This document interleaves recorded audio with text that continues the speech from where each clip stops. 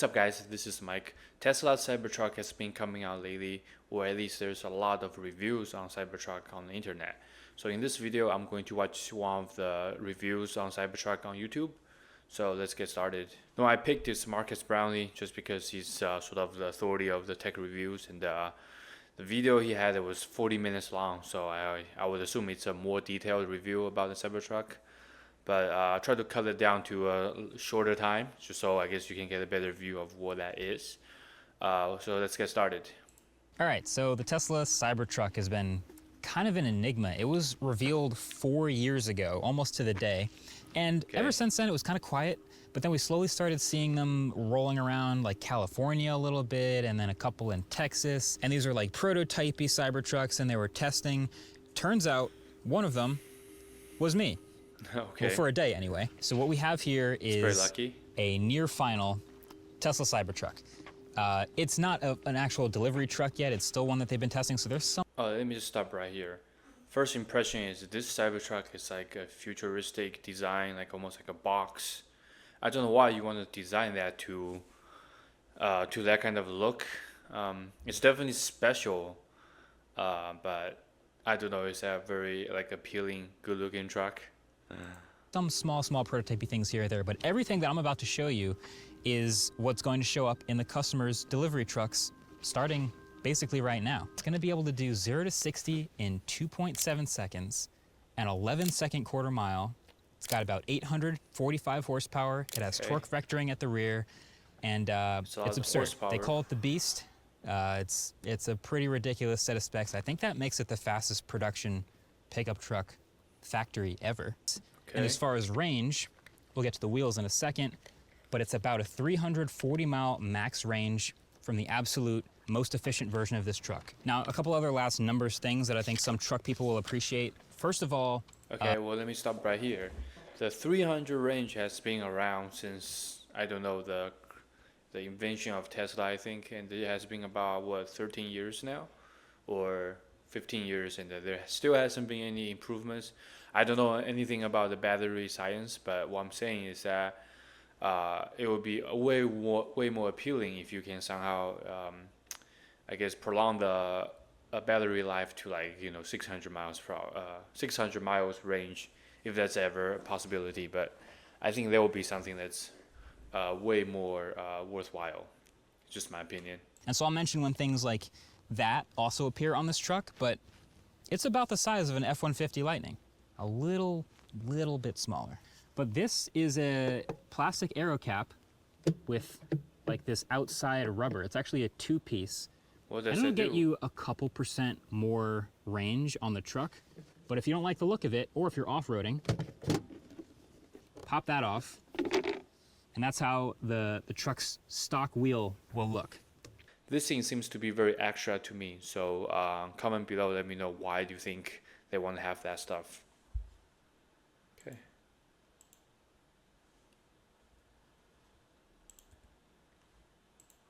Okay, great. Moving on. So, okay, you kind of can't really tell the story of the Cybertruck without addressing the fact that it is a giant stainless steel triangle. I mean, it looks surreal. Like, there is not really a single curve on this entire truck. Every single piece, these are giant pieces of stainless steel. There's all sorts of sheen and fingerprint implications that we'll talk about, but I don't know, it's an aesthetic thing. Like, not a whole lot of curves, fine, that's pretty cool. It looks like a dump truck to me, but one thing you should know is, looks like a dump truck too. A dampened opening for the tailgate, but it's not a power opening tailgate, so you will have to manually close the thing. Okay. But it is a nice soft damp. And then the other side is the powered tonneau cover. Oh wait, I should do the thing. They told me it could support up to 300 pounds. They told me I could do it, so here we are.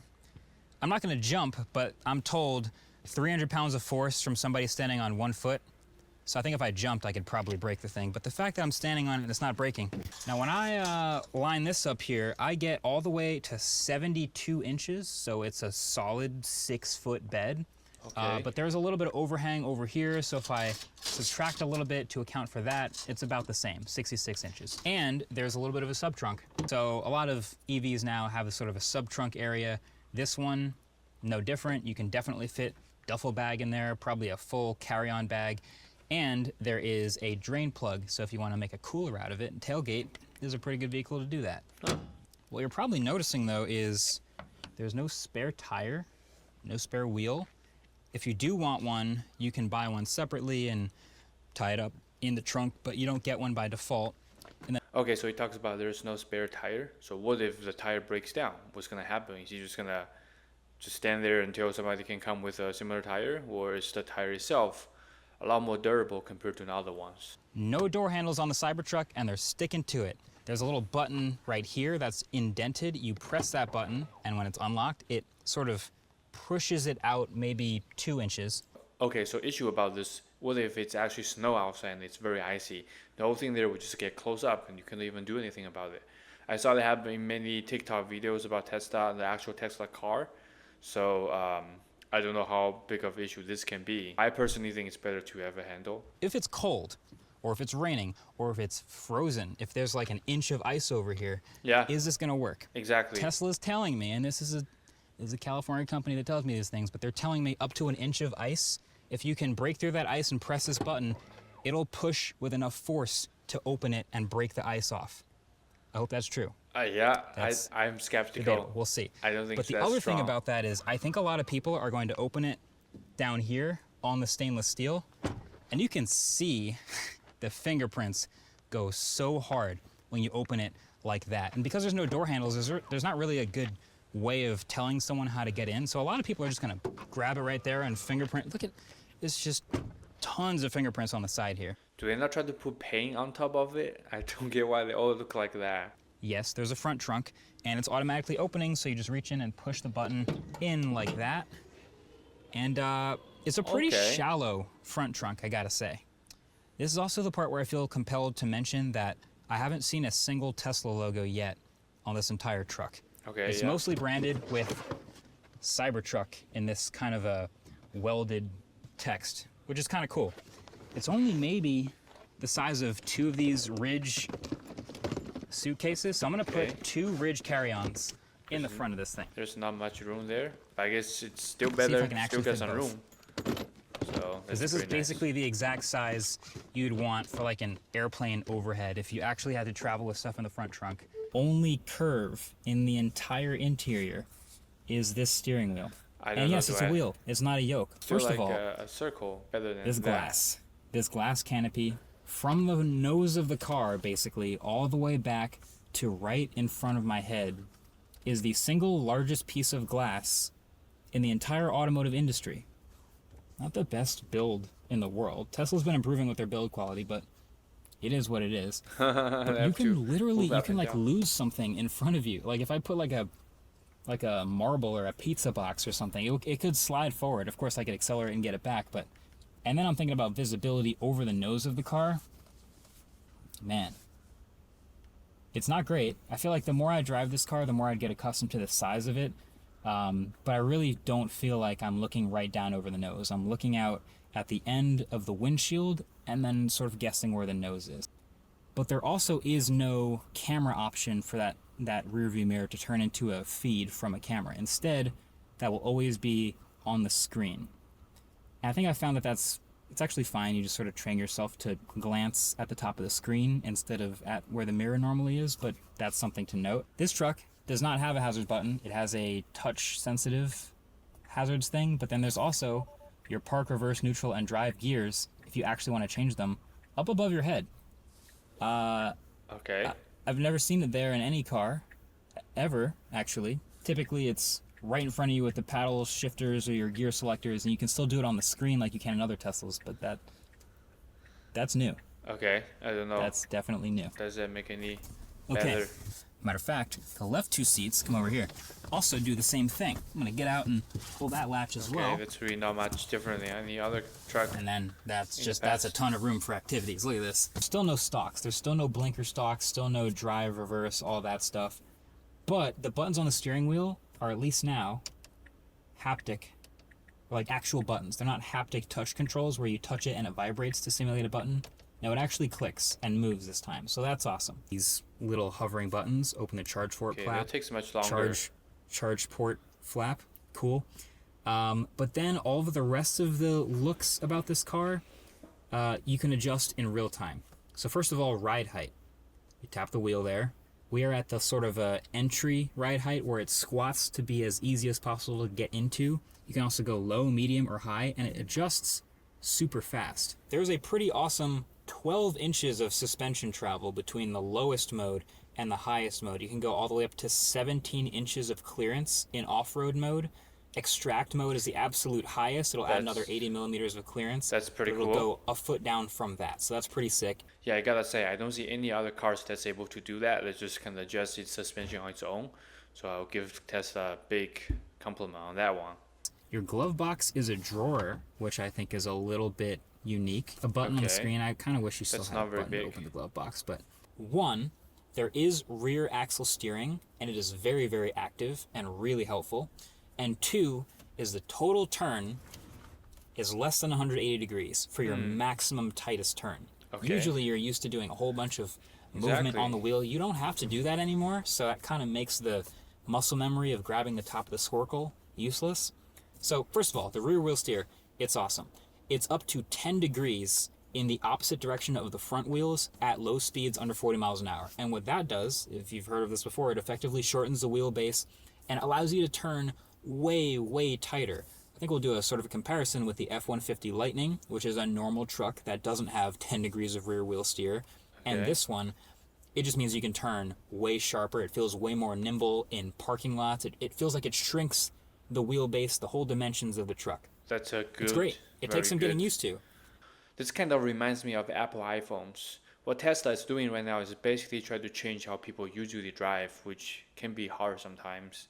But maybe they're going somewhere. And then I just straight up can't see the front of the car. I can't see the nose. Oh, okay. No matter how high I look, that's just different. Very different. That's Something I'm going to have to get used to. That might be an issue if you cannot see the front of the nose, because how can you be accurately blinkers parking? Blinkers are actually physical buttons, and now we're on a bit of a crazier road, so we can... Holy... Come on. That's the power. Crazy. Actually, the suspension... pretty firm right now, and there is a large delta between the firmest suspension and the softest suspension that you can have. The body itself, thanks to the stainless steel, thanks to the way it's built, is very, very stiff, torsionally stiff. It's very rigid, and so all of that effort to be either soft or firm goes on the suspension. And they have really good suspension, really good travel, really fast travel. It really is very quiet. Okay, every Tesla I've reviewed for the past couple of years, there's always been one muscle memory remap required to get used to this thing. Right. And I think with previous Teslas, like we all know about the center screen, you're used to checking right in front of you for the speed. Now you have to look over to the side. Just a little remap there. With the yoke steering wheel and the buttons on the steering wheel, that's a remap people have to adjust to. They're pretty stubborn about this stuff. With this one, it's going to be that there is no rear visibility with the mirror when the tonneau cover is closed. So my tonneau cover is closed right now. Can't see anything behind me. But I've sort of started to remap my glance behind me to the preview of the rear-facing camera, which is on the screen all the time. Okay. World's largest windshield wiper is hilarious. It looks ridiculous. It might be logistically ridiculous too. I don't know if in the ice or the snow, if it's going to be able to like break apart enough ice to move that huge windshield wiper. Yeah. There's probably a much bigger motor to move it. Most interesting option that I'm told about with this truck is the extended battery option. That's important. So all of the Cybertrucks will have the same 123 kilowatt hour battery size, but as we all know, long road trips and towing and hauling things especially takes a toll on your battery. So there will be an optional battery, an add-on battery that you put in the trunk that adds 120 miles of range. It also adds a ton of weight because now you're hauling around a huge battery. That's good. But now you have close to a 450 mile range truck, which might be what people need to haul big things if they're going to work with it. It's interesting. I really do think that's like better. The biggest strength of the Cybertruck is it's got to be the power, the sheer force of 2.7 seconds 0 to 60, 850-ish horsepower. Like no other truck moves in a straight line like this one does. But I'm also going to include the steering as a pro. You got to get used to it, but again, that tight turning radius and how nimble it feels, like on a highway, that's remarkably responsive. Like, I can turn my wheel like this in a Model S Plaid and it does not feel as responsive as this. That's a crazy thing to say. So then its downside is going to be, one, just that people think it's ugly, and that's fine. A lot of people are going to think it's ugly. And two is it's more expensive than we originally thought. It doesn't have that price advantage. I am driving a $100,000 truck right now. There's no way around that. The F-150 Lightning I'm following right now is going to cost significantly less. The Rivian R1T and the Hummer are also very expensive, but it's no longer an advantage that we might have thought it was going to be. That was the end of the video. There are a lot of interesting things about this truck, but the few things that really stand out to me is there is an extender for the battery, so you can actually go to 440 miles, which is pretty good. But other than that, I mean, it does basically the same thing as any other pickup truck. It looks still different. Just cosmetic stuff, and it's electric, so I guess that's a plus for a lot of people. But other than that, like, I mean, it's obviously Tesla, so it's got good brand, it's people gonna buy that for sure. But do I see this as a revolutionary? Not by much. I mean, compare that to, let's say, a Ford F-150 Lightning. It's cheaper, and like, if I want to tow something, it seems like it does just as well as any other truck, or not much better. Yeah, it doesn't really stand out. Obviously, like, it's basically a pickup truck that's Tesla, that's made by Tesla, has all the electric car features, but that's about it. So it's basically, I don't know, like any other pickup truck, except it looks different and it comes from Tesla. But other than that, not much, nothing really special. Nothing that really stand out. Be like, oh wow, like this is like, iPhone compared to like BlackBerry. It's not like that. So, but yeah, still a good truck, a great review. So, yeah. So, if you like this video, please like and subscribe, and check out my other videos on my channel. And hopefully, I will see you in the next one.